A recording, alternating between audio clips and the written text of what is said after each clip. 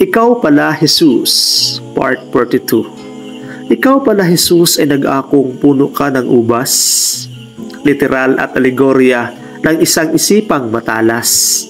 Maling interpretasyon ay madaling mababakas kung imahinasyon na naman. Nako, napakamalas. Bakit parang takot na takot ang marami?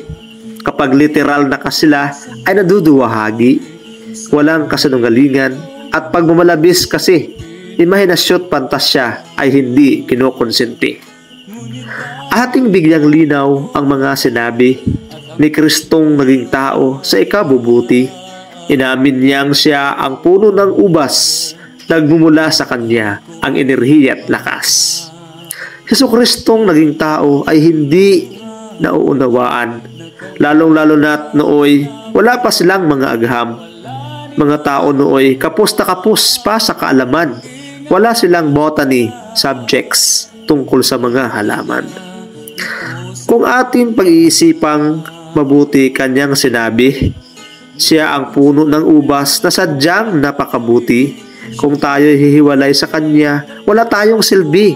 Hindi talaga tayo mabubuhay. Walang pasubali. Napakahalaga ng mga halaman sa ating buhay. Nagbibigay sa atin ng mga hanging dalisay. Binubusog tayo ng mga sariwang prutas at gulay, tagapagbigay ng enerhiya na ating tinataglay.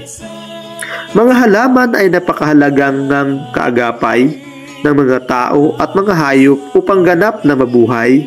Mga halaman ay mga buhok ng mundong bumubuhay, bahagi o parte ng katawan ng aking Diyos na tunay. Ako ang puno ng ubas ay may simpleng kahulugan. Ako ang earth at universe na siyang pinagmumulan. Kung kayo'y hihiwalay sa inyong dakong tahanan, hindi na mabubuhay, kamatayay iyong makakamtan.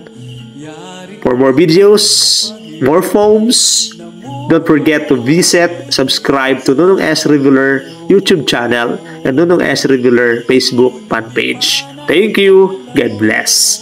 Be safe. In Jesus' name, Amen.